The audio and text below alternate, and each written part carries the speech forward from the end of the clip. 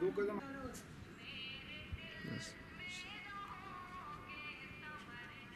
Cross ले लो, दोनों lock दिखे।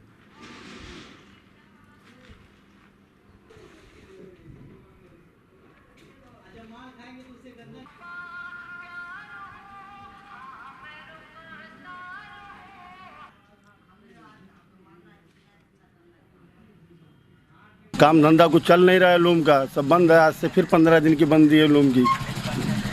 बिल आए दिन बढ़ते रहता है। का व्यवसाय वाले जो धंधा था, छोटे मोटे वाले लूम का जो धंधा करते कमीशन पे चलाते थे, उनको तो गाला भाड़े पे देने में ज़्यादा प्रॉफिट है, क्योंकि कारखाना चलाने में नुकसान हो रहा है।